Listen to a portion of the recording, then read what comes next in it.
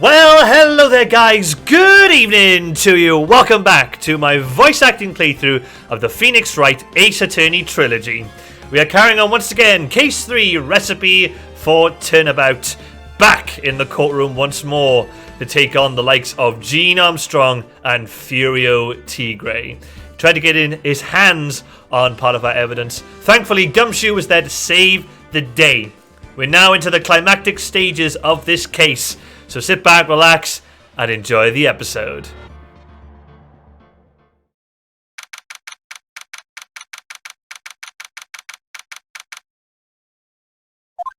Good morning, Mr. I. Good morning, Maggie. So, what do you think is going to happen today, sir? Yesterday's session didn't go so well and ended on a giant mystery. That's true. And we still haven't solved a single part of it yet. Are you okay, Nick? Huh? Oh, yeah, of course. I saw that little flash of doubt in your eyes. No, that wasn't doubt. That was, determination. Why don't I believe you? It's nearly time, Maggie. You better get going to the defendant's seat. Roger, don't let me down, Mr. Wright. I'm counting on you. Hey, pal! Hey, Detective Gumshoe. Quit stressing Maggie out. She doesn't need that. How did you know she was stressed? I was watching through the doorway. Oh. You look like you lost the case already. Show a bit of confidence, will you, pal? Here, maybe this'll help. Huh? Have you taken up aromatherapy too? Not in a million years, pal. Don't tell me that you don't remember this thing.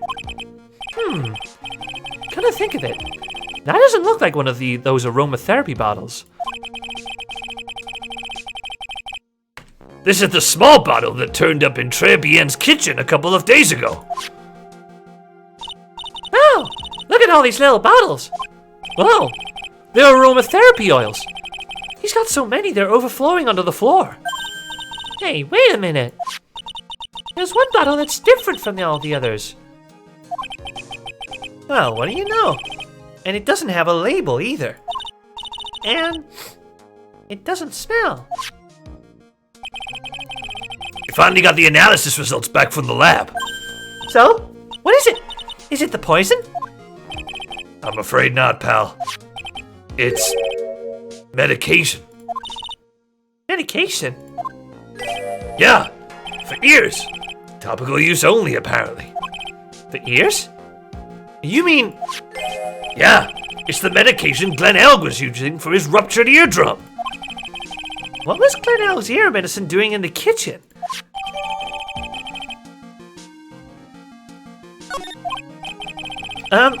What about the unidentified fingerprints? Anything on that? Someone screwed up, so they only had time to analyze the contents of the bottle. Another hour and they might have gotten something on the prints, but... That's gonna weaken its impact as a piece of evidence. Okay, pal. This is it. Make sure your defense is impregnable today. Got it? Today's trial. I'm gonna expose that guy for what he's done. Well, my name isn't Phoenix Wright.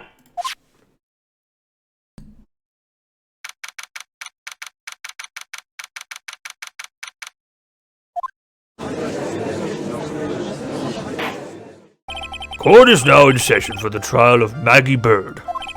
The defense is ready, Your Honor. Ready and waiting as always, Your Honor. Very good, and we'll get underway at once. Yesterday we heard the testimony of Mr. Victor Kudo. He claims to have witnessed the defendant putting a powder into the victim's coffee. However, the witness testimony was plagued with a number of problems. The mark on the rim of the cup shows that the victim drank from it with his right hand. But according to the old man's testimony, he picked it up with his left hand. Thank you, Mr. Godo. Furthermore, according to the witness's account, the victim was listening to the radio with an earpiece in his left ear. Yet the victim's left eardrum was ruptured, which made him effectively deaf in that ear. It's amazing how many contradictions a single case can have, huh, Nick?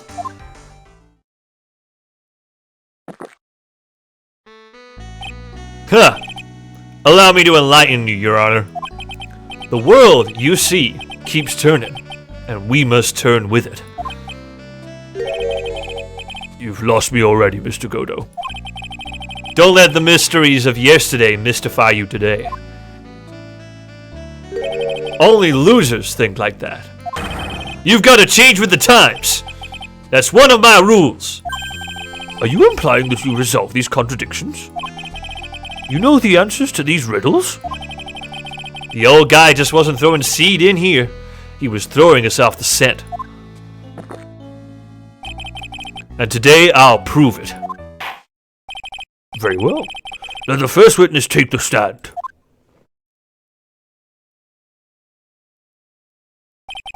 And you are? Oh, bonjour, everyone! I am Jean Armstrong, the owner and head chef of La Tribulations restaurant. Enchanté! Forgive me by asking, witness, but are you a woman? Oh la la, monsieur! As you can see, I am la pep and perky gentleman, no? On the day of the incident, you were in Tribulations' kitchen. Isn't that right? With you, monsieur. Everything feels right.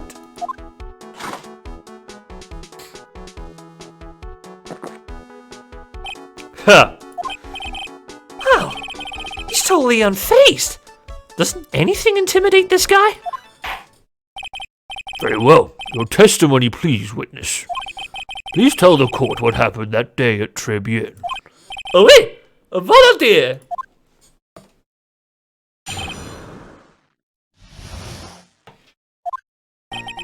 When it all happened, there was just 2 customers in my restaurant.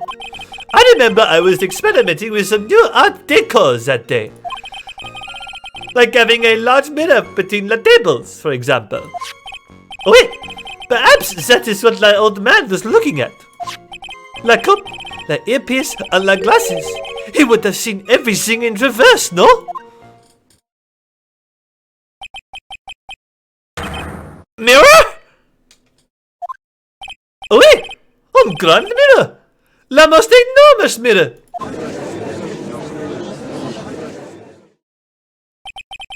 And suddenly, the mystery disappears. Like I said, the world keeps turning, so roll with it. That would explain the coffee cup and the earpiece conundrum. The mirror would have made everything appear back to front. What the heck? It's way too early in the morning for this to be happening to me. Now then, Mr. Wright, you may begin your cross-examination.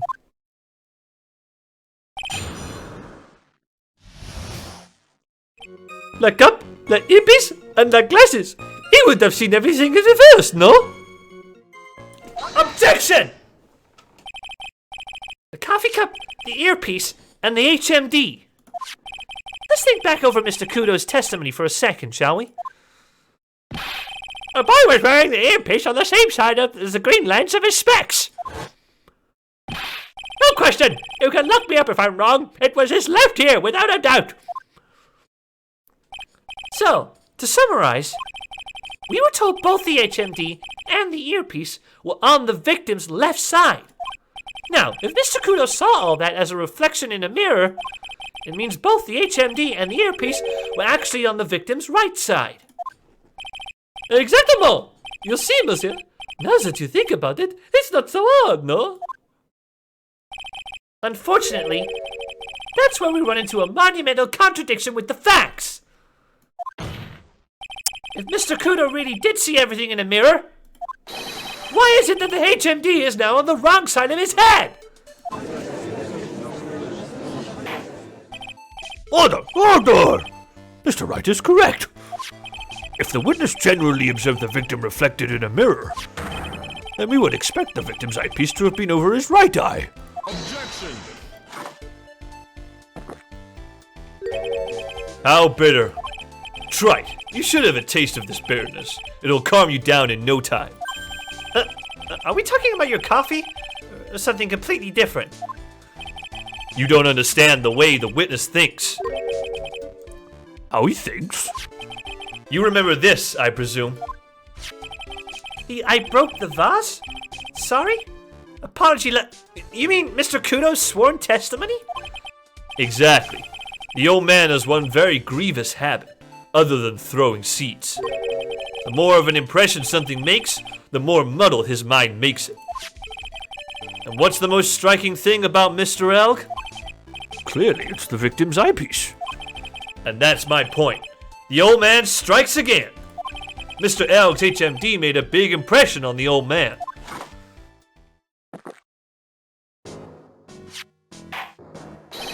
I saw the earpiece and those newfangled spectacles he was wearing. Oh yes, they were both on his left ear. Do you hear? His left ear! Huh. Well, Trite. That's the worst, but best impression of Kudo ever. Oh, I really thought he was old seedy for a minute there. Got us good. Enough! I must agree that yesterday's witness was irresponsibly rash in much of his testimony. Bad luck, Nick. Looks like the boil of a contradiction you found is just a rash. A mirror can't be beaten by a handful of seeds, nor can it lie. So, what exactly was the old man looking at? Fill us in, Mr. Armstrong. Go on, tell the court. We're all ears. Oh, wait! I could explain. Please, if you will look at the plans of the restaurant.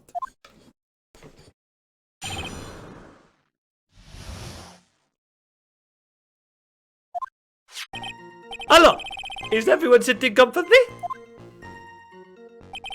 La mirror.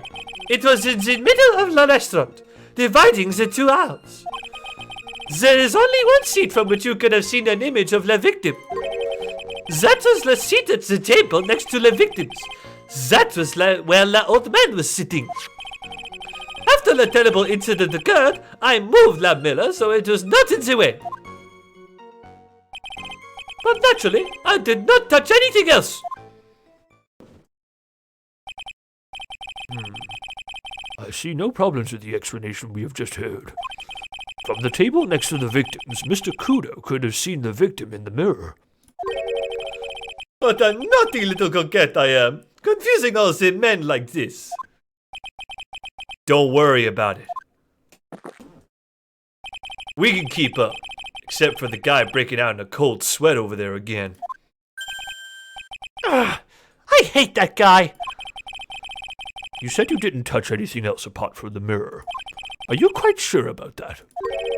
Volunteer, of course. Very well. Mr. Wright, your cross-examination, if you please.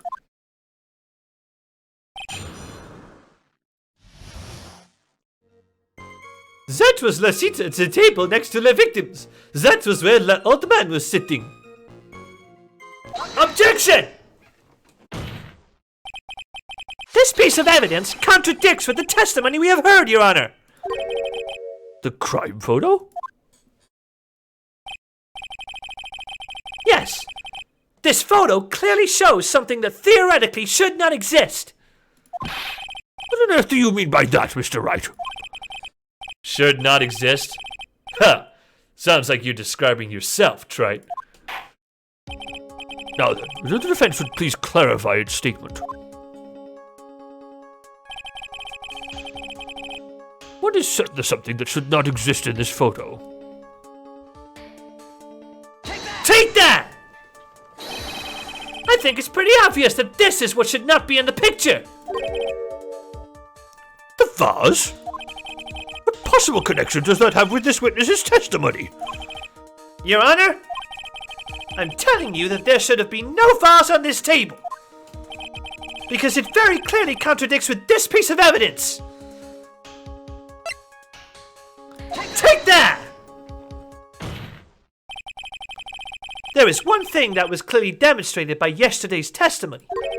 Mr. Kudo broke the vase that was on the table where he was sitting. And yet, as the court can see, there is an unbroken vase on the table next to the victim. Why? Because Mr. Kudo was not, in fact, sitting at the table next to the victim at all. Objection! Don't be an idiot, Trite. That's impossible. That seat's the only one Kudo could have seen the victim's reflection from. Exactly! There is only one conclusion we can draw from this contradiction. There was no mirror in Tribulations that day. Your testimony, Mr. Armstrong, is an elaborate lie! Mon Dieu! Objection! Don't try to confuse the court, Trite. Obviously, the witness cleaned up the vase, while the police were taking their time getting to the crime scene. Unfortunately, Mr. Godo, that doesn't quite work for me. Mr. Armstrong already testified to the contrary. In his own words, I did not touch anything else except the mirror.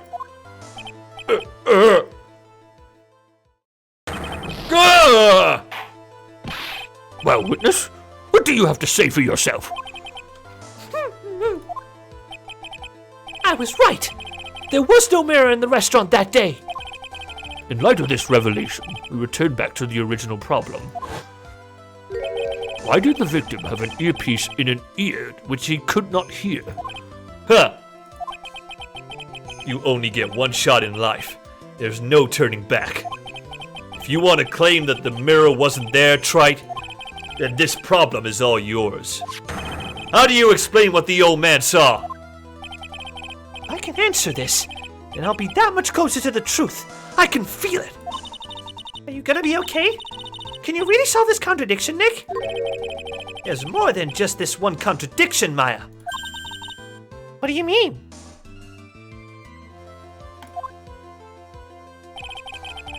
Remember what Maggie told us? There was another man at the victim's table. And there was a sample CD on the victim's table. It all flies in the face of Mr. Kudo's testimony. And I think I know the reason why nothing in this case is adding up. Well, Mr. Wright, let's hear your answer. Yes, Your Honor. The reason behind all the contradictions in Mr. Kudo's testimony is simple.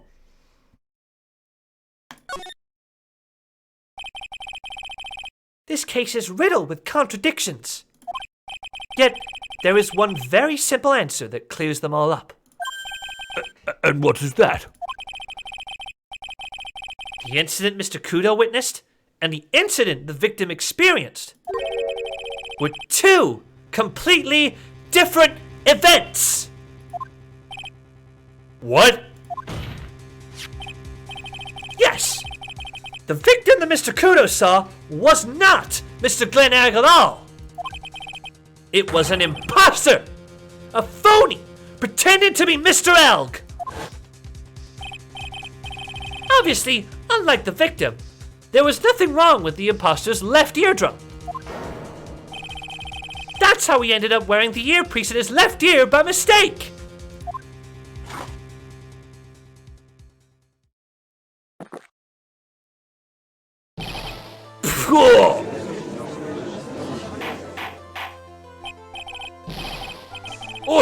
Order in the court. Settle down or I'll clear the courtroom. Quiet, Gramps. Why don't you clear out of here, huh? What did you say? Trite. Are you saying that what Mr. Kudo saw was a setup? Yes. Someone pretended to be Glenn Elg and acted out the whole coffee poisoning. All for the express purpose of creating a witness out of one Mr. Victor Kudo. Objection! Get real, Trite. Why would anyone want to do that? Isn't it obvious? The thing Mr. Kudo was most insistent about in his testimony was a serving girl brought him a cappuccino, but she put something in it. That's the serving girl, right there in the defendant's chair. I remember her well. It's so hard to believe, but... There was one, and only one reason to show Mr. Kudo this fake poisoning. To show Maggie Bird in the act of poisoning the coffee. Objection! Are you insinuating that the waitress in the old man's story was a fake as well? It's true that there were no other customers in the restaurant at the time, but it's also true that the chef was there. He would have noticed what was happening. That's right. Well, witness, if your restaurant really was the scene of such theatrics, you would have known about it, correct? Oh la la! This is more difficult for me! No, it's quite simple. All you have to do is testify. You are under oath, after all. Was there, in fact, a phony at Tribune that day? The defense demands that Mr. Armstrong tell the whole truth about what happened. The defense's request for additional testimony is accepted. You will accurately explain in detail the events in the restaurant that day. Oui.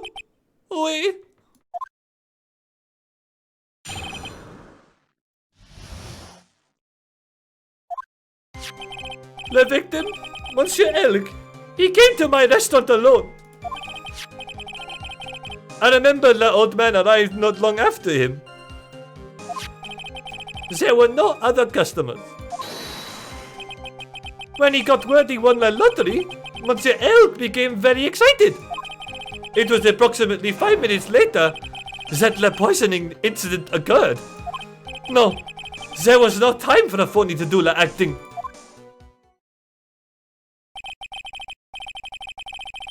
Just so we're clear, there was no mirror in the restaurant after all? Je vous demande pardon! Forgive me, Your Honor! I lied because I wanted this mess to be cleared up quickly. What you have just done is commit perjury, Mr. Armstrong. I will decide how to punish you later.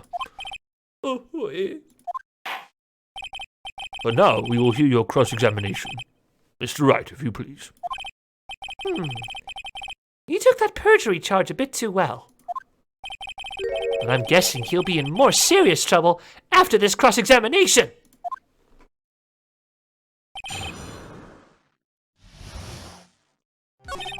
I remember that old man arrived not long after him. Hold it! By old man, you mean Victor Kudo, correct? Oh wait, he comes often for my special coffee. I drank your coffee once, Mr. Armstrong. It's special, I'll give you that. It's worth a sip just for the experience. Oh, you make me so happy, monsieur. You are most welcome anytime. I said it was worth one sip, and nothing more. So old Mr. Kudo arrived at the restaurant around the same time as the victim.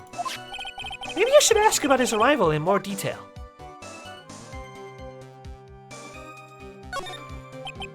Out of curiosity, about what time was it when Mr. Kudo arrived? Oh no, I cannot remember, monsieur. I believe we were told by a witness yesterday. The crime was reported at 2:25 p.m. by a kind of scary old man, sir. Does that perhaps jog your memory, witness? The incident happened about 20 minutes after he arrived. So the victim must have arrived between 2 p.m. and 2:10 p.m., no? Just after 2, huh? Thank you for your help in jogging my memory, monsieur. You are wonderful. I can't sit here all the time and do nothing now, can I? The time of day will be added to the witness's testimony. Oh wait, monsieur Judge. Everything I do it for you. CBN? That's French, isn't it? I'm glad at least one person is in a good mood. He's even having a song to himself. It was approximately 5 minutes later that the poisoning incident occurred. Objection!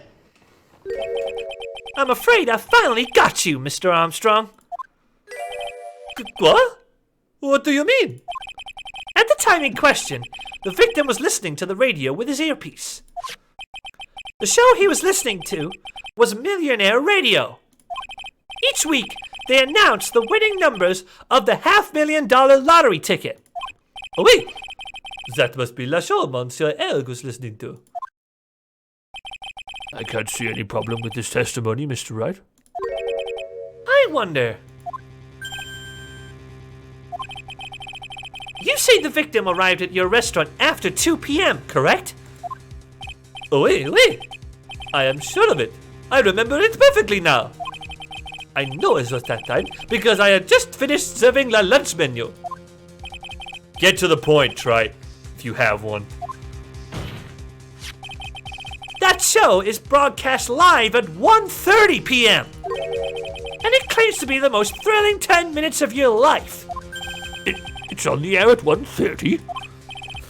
Now, supposedly, the victim made some noise when it was announced that he had won. And yet, I don't believe his cry of joy could have occurred after 2 p.m.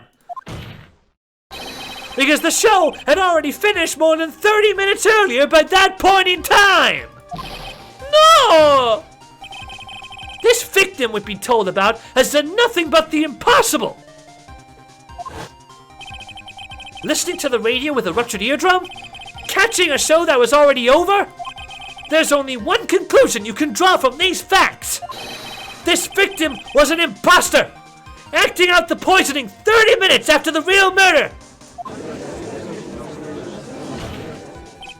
Yes, there were 2 Glenelgs in Tribulations that day. The real Glenelg, now dead, having been poisoned by the real killer. And the phony Glenelg, acting out the events for Mr. Kudo to witness. It certainly seems that way. I mean, if that wasn't the case, how could you explain the time discrepancy? Objection! What a performance, Trilogy. You were almost on a roll. But sadly, you lack the rock-hard foundation of rhythm to build your song. What is this? Music Theory 101? Let's recap. According to your imaginative theory, it's now just after 2 p.m. The phony elk is performing a play for the benefit of Mr. Kudo.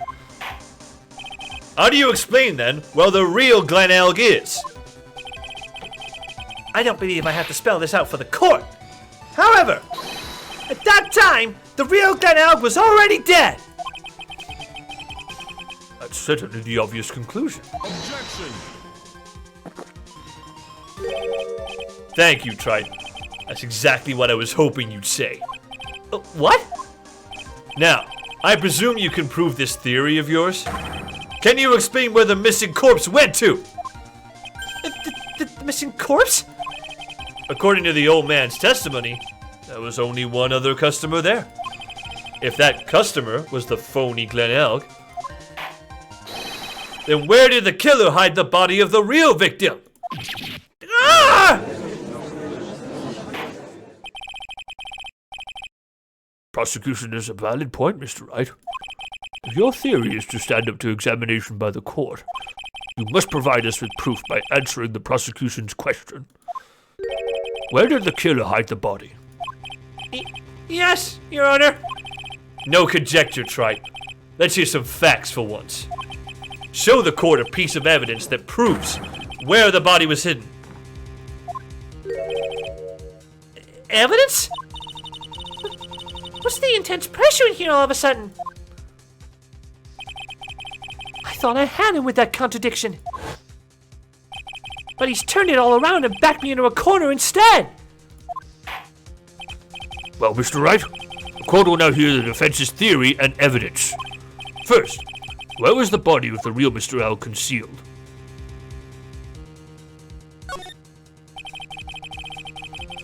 It would have been too dangerous to take the body outside. Obviously, the body must have been hidden somewhere inside Tribulations. Interesting. But where could a body have been hidden inside a restaurant? Perhaps you would care to show the court on these plans, Mr. Wright? Yes, Your Honor. The exact location where the body could be concealed inside Tribulations is... Take that! The body was hidden here! I see. Nice supposition. But the real question is, can you back it up? Where's the evidence that proves the body was hidden in that location?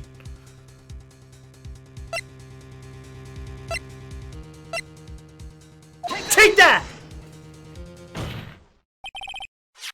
Mr. Armstrong! Do you recognize this bottle? No. No. I have never seen that ugly bottle before in my life. I only use the very best bottles, monsieur. The highest quality only for me. Where was that bottle found, Mr. Wright? Interestingly enough, Your Honor, it was found in the kitchen of Tribulations. Quoi? But I only ever use these bottles for my aromatherapy oils. But this bottle doesn't contain aromatherapy oil, Mr. Armstrong. No. It contains a medication. What kind of medication? I'm sure everyone remembers, don't they? That Mr. L visited an otolaryngological clinic and was given medication that day. I got the word right. Let's go! You can't be serious. The defense had the contents of the bottle analyzed, and I have the lab results here. The contents of the bottle match the prescription that was given to Mr. Elg. Glenn Elg's murderer hid the body in the restaurant kitchen, at which time this bottle fell out of the victim's pocket. Mr. Armstrong, when the incident occurred, didn't you say you were in the kitchen? Mon Dieu! Yes, you know what I'm about to say. It was you who hid the victim's body. You did a fine job pretending to defend my client, Maggie Bird. However, you were setting her up to take the fall behind the poor girl's back. No! Order! This is an extraordinary development. Witness, did you murder Mr. Glenn Elk? Never! I could not do such an honorable thing. Oh!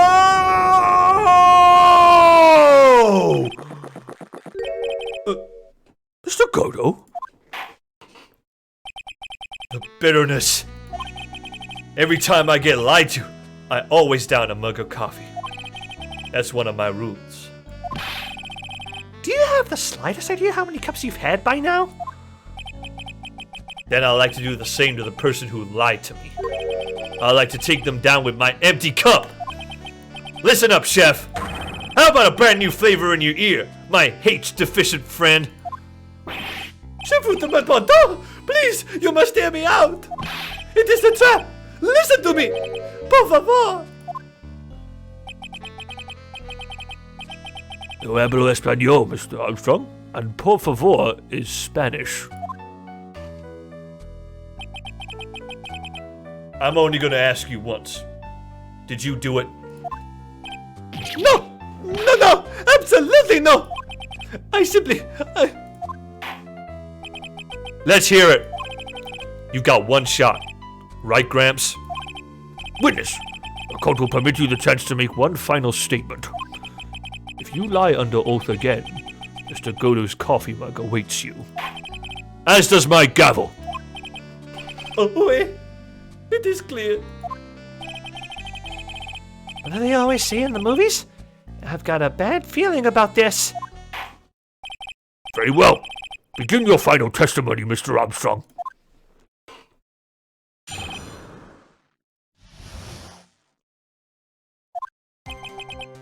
It is true.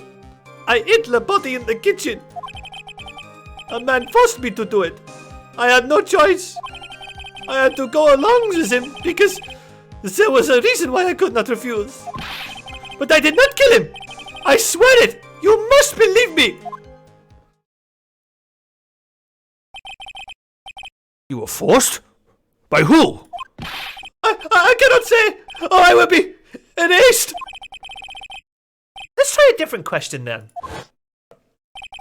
When Mr. Elk died, was he really the only person at his table?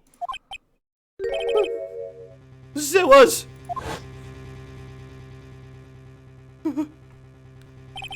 There was another man.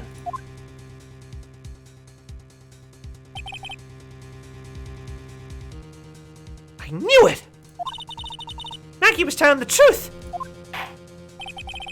You may cross-examine the witness now, Mr. Wright. There's just one more thing I need to do.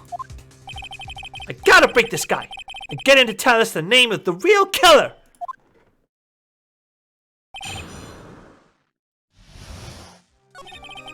A man forced me to do it. I had no choice. Objection! Let's end this dance of Ring Around the Rosie, Mr. Armstrong. This is the man that you've been referring to! Ah! Who is that?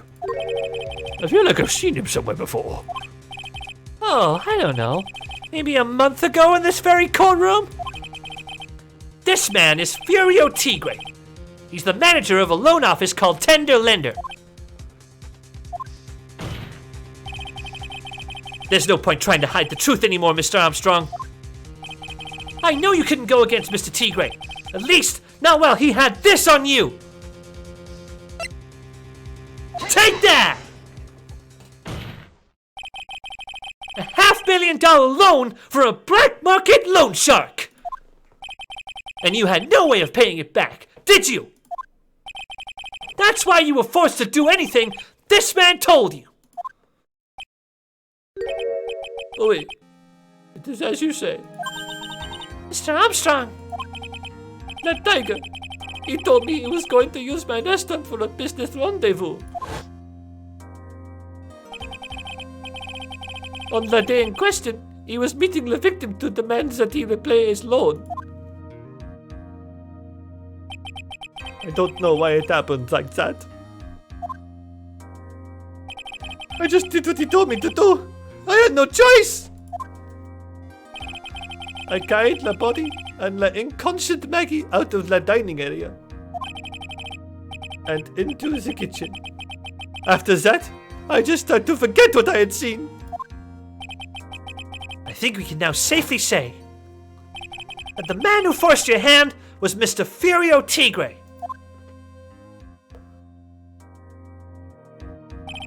I do have one further question for you, Mr. Armstrong. The poison and the lottery ticket that were found in the defendant's apron pocket. Was that your doing as well? No! I know nothing about that!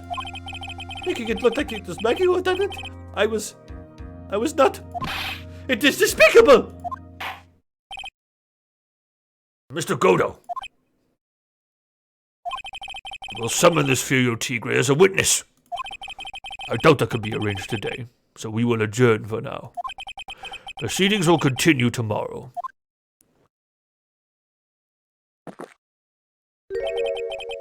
"30 minutes. What? The trial will go on. I'll see to it myself. I need half an hour to get that guy on the stand. Not a minute more. How the... Don't sit back and relax yet, Wright. No one knows if that chef is really telling the truth or not. This trial could still go either way. Very well. Your request is granted, Mr. Godo. We will resume once Mr. Tigre is ready to take the stand. Until then, court is adjourned for a 30-minute recess. And we'll find out what happens after the recess in the next episode. Thank you for watching.